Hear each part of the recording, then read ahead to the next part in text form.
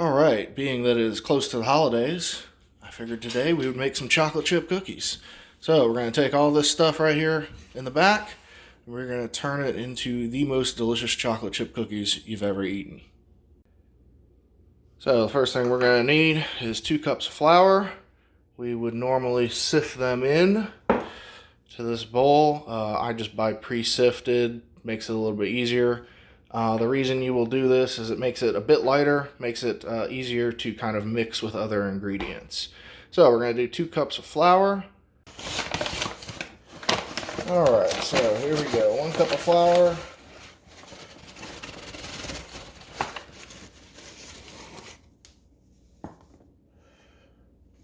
There we go, and 2 cups.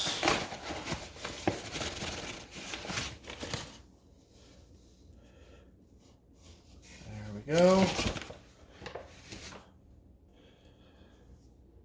Alright, next we're going to do 2 tablespoons of baking powder.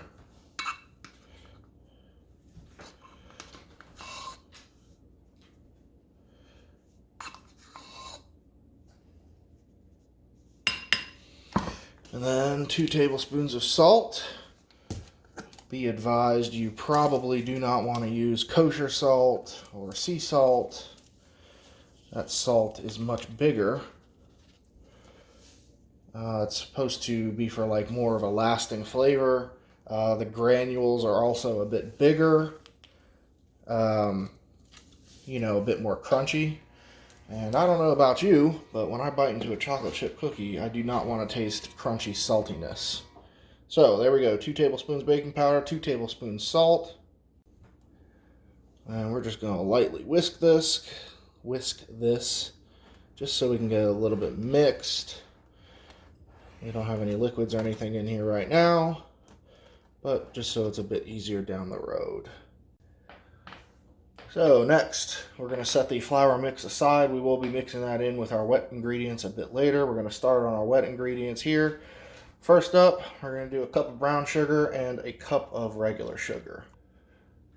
So here we go. Cup of brown sugar. Cup of regular sugar. All right, we're going to do 2 tablespoons of vanilla extract.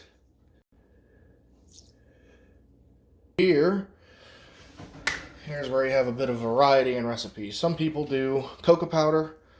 Some people do espresso, powdered espresso extract. We're going to do nutmeg. So we're going to do a tablespoon of nutmeg. Next, we're going to do a cup of melted butter.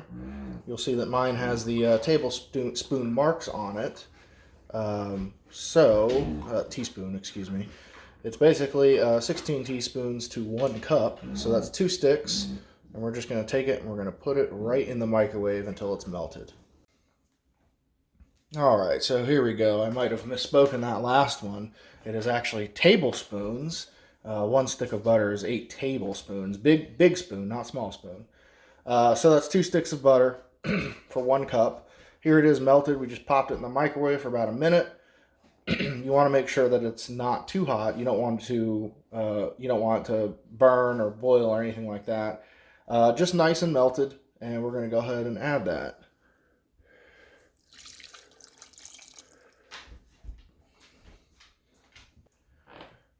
All right, the only things that we have left to add to our wet mix is 2 eggs. So there's 1 egg.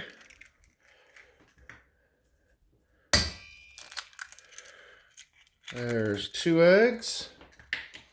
And we are going to take this and with a whisk, mix it so it's all nice and ready to go, because next we're going to be adding the flour to this.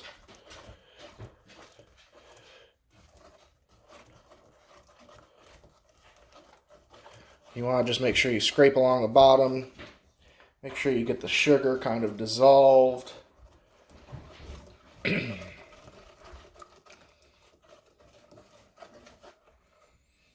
Alright, that's what you want it to look like. So next we're going to be adding the flour.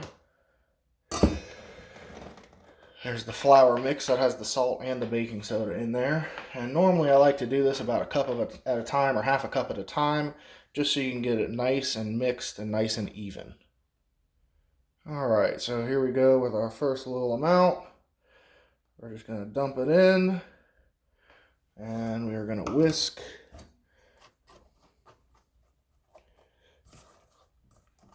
If you get some flour up on the sides, don't worry, it'll all get mixed in at some point.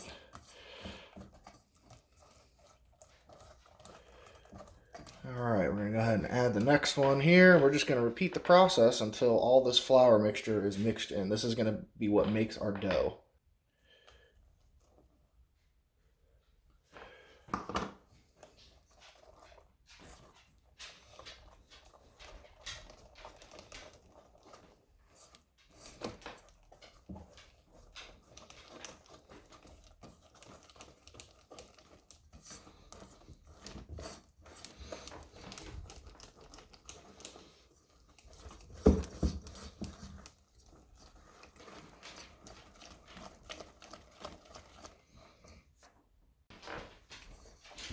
Alright, there we go. That's the last of our flour mixture.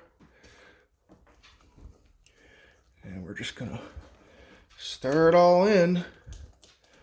If you guys have one of those KitchenAid mixers, that's even easier.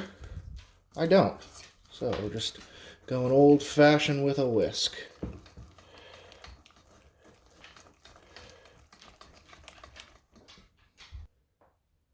Alright, we're actually going to add about half a cup of flour here. That's just a little too soupy. So, we're going to add half a cup. We are going to whisk it in. This is the dough. You're going to be putting this on a baking sheet, so you don't want it soupy.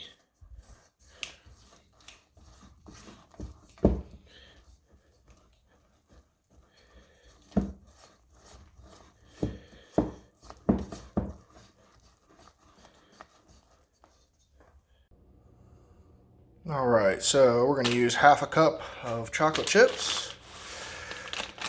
And I apologize, the video got a little messed up, but the other chocolate that is in here, I took a couple Hershey's bars and I chopped them up. You could use white chocolate, you could use dark chocolate, milk chocolate, anything that you really want. And at this point, this is also where you would add nuts. If you wanted, pecans, almonds, walnuts, anything like that in your chocolate chip cookies, this is the step where you add them. All right, here we go.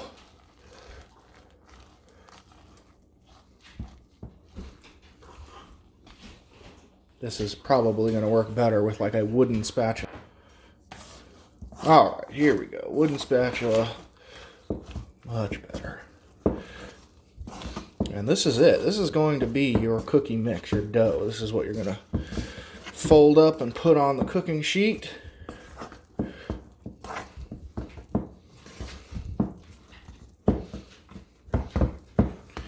Alright, so there we go. Now, at this point, you can take this mixture and set it in the fridge overnight, because I guess that's where the most flavor and taste will come from.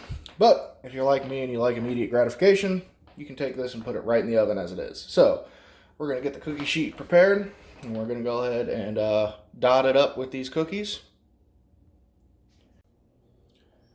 Alright, so this is our cooking sheet. We did put a little bit of spray oil down on top. What we're going to do, we're going to take our mix, and we're just going to take a spoonful, and we're going to make that a cookie. So I know that that's a rather large cookie, so we'll just space them out accordingly.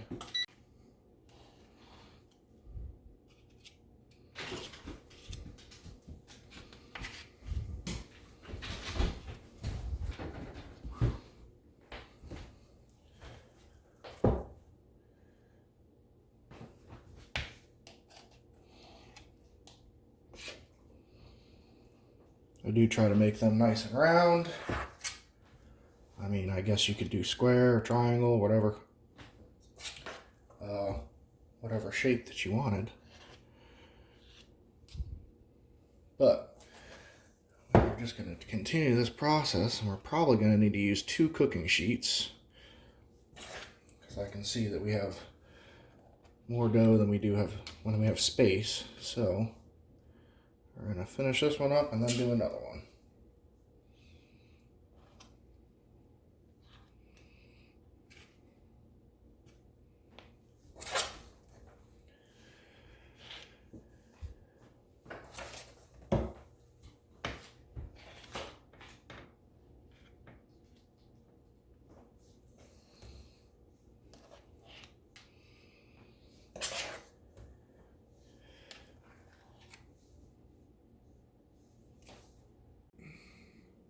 All right, so we are ready. There's our second sheet of cookies.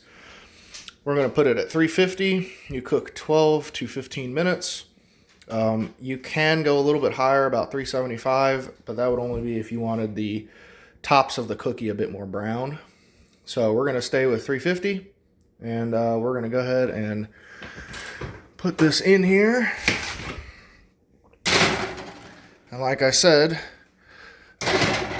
12 to 15 minutes. That means at the 12-minute mark, we are going to take them out and look at them. We're going to poke them with a toothpick and see if they're done.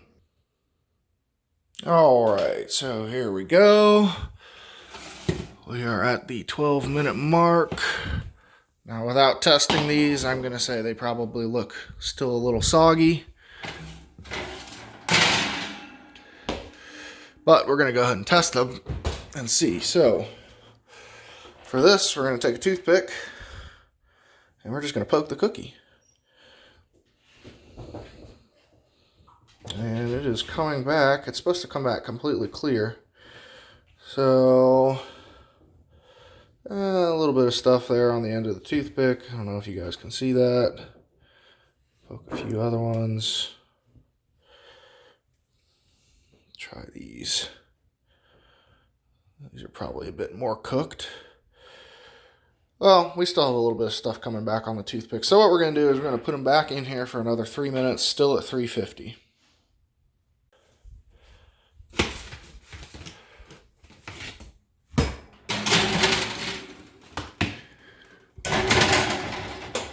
The thing to make sure of with cookies is that you pay real close attention to the cook time, because they're very easy to burn and very easy to get undercooked. So we got another 3 minutes and then we'll be back. All right, so here we are. 3 more minutes off the clock. We'll go ahead and poke these. And other than a little bit of chocolate, like chocolate chip powder, the toothpick's coming back pretty clean. And that would mean that these cookies are good to go. So what we're going to do is we're going to cut them just with a little spatula. Make sure it's not one big blob of cookie dough. Alright, so here we go.